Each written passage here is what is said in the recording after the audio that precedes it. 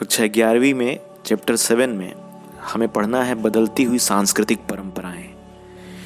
बदलती हुई सांस्कृतिक परंपराओं को जानने के लिए सबसे पहले हमें तो ये जानना होगा कि संस्कृति क्या है, संस्कृति क्या होती है। तो संस्कृति एक समग्र अवधारणा है। एक समग्र अवधारणा मतलब इसमें ज्ञान, विश्वास, कला, कानून, आपकी सामाजिक रीति रिवाज, आदतें, आपकी क्षमताएं और किताब, कॉपी, खान पान, रहन सहन, विवाह, ये सभी कुछ संस्कृति में आ जाता है, जिसमें भौतिक और अभौतिक, चाहे वो मंदिर हो, चाहे लिखी गई किताबें हो, चाहे वो कोई ग्रंथ हो या कोई प्रथा हो, वो सभी भौतिक और अभौतिक तत्व शामिल होते हैं। ये संस्कृति का एक बृहद डेफिनेशन है, मतलब एक बड़ा डेफिनेशन है। कुल मिलाकर के आप ये समझिए कि जो कुछ भी आपके सामने नज़र आ रहा है वो वर्तमान की संस्कृति के बारे में है। ठीक है, तो अब हम जानेंगे कि बदलती हुई सांस्कृतिक परंपराएं क्या थी, संस्कृति में क्या बदलाव आया यूरोप में। चैप्टर 7 में हमें यही जानना है। तो इसमें जो ओवरव्यू है, इस चैप्टर का ओवरव्यू हम लिख देते हैं। तो इसमें पूरे चैप्टर में मोटा मोटा हमें पुनर्जागरण के बारे में पढ़ना है कि यूरोप में किस तरह से पुनर्जागरण होता है। तो पुनर्जागरण क्या है? पुनर्जागरण का मतलब होता है फिर से जागना।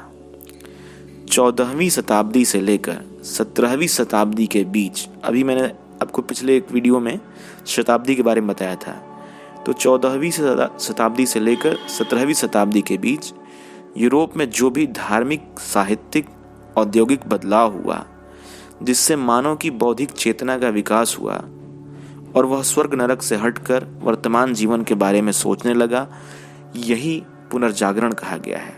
मतलब कि पहले जो रूढ़िवादिता थी, जो आलस्य था, जो पोप का दबदबा था, जो चर्च का दबदबा था, सब कुछ धार्मिक नज़रिए से देखा जाता था और लोग अधिकांश बातें ये करते थे कि मरने के बाद आपको स्वर्ग मिलेगा, आप अच्छे से वहाँ पे रहेंगे, लेकिन वर्तमान जीवन के बारे में बातें नहीं होती थी।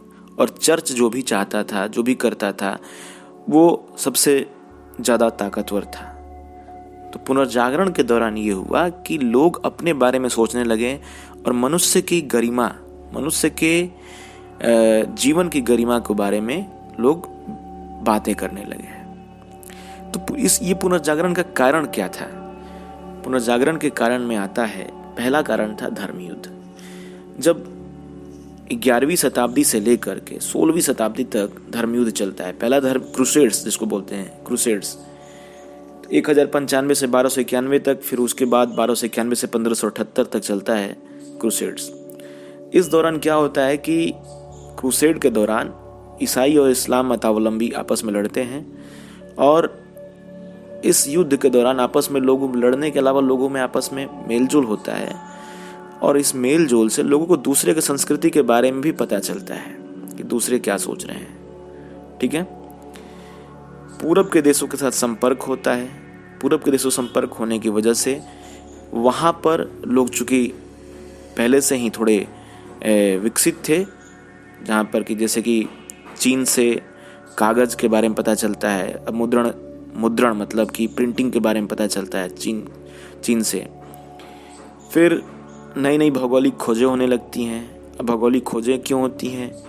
क्योंकि 1453 ईस्वी में कुस्तुनतुनिया का पतन हो जाता है। जो रोमन साम्राज्य का हिस्सा था कुस्तुनतुनिया, उस पर तुर्कों ने अधिकार कर लिया। अब तुर्कों ने अधिकार कर लिया तो कुस्तुनतुनिया के रास्ते से लोग जाते नहीं थे, तो उन्होंने नई नई खोजें करना शुरू कर दी। तो अब टाइम याद रखिएगा 1453 के बाद आप देख रहे हैं कि नई नई खोजें शुरू हो जाती हैं, जिसमें कि 1498 में वास्को डी गामा ने खोज की भारत की। लोग पूरब की तरफ आते हैं, यहाँ से नई नई बात सीख कर जाते हैं। ठीक है, तो पुनर्जागरण इस वजह से यूरोप में आता है। लोगों के आपस में मेलजोल बढ़ते हैं और लोगों को पता चलता है कि नहीं, वो जो सोचते हैं वही सच नहीं है, इसके अलावा भी कुछ और सच है। तो ये एक ओवरव्यू है। ठीक है, इसके बाद हम लोग अगले वीडियो में पूरे चैप्टर को अच्छे से समझेंगे, पूरे चैप्टर को नहीं, आधे चैप्टर को। फिर उसके बाद एक और वीडियो आएगा जिसमें हम पूरे चैप्टर को समराइज करेंगे।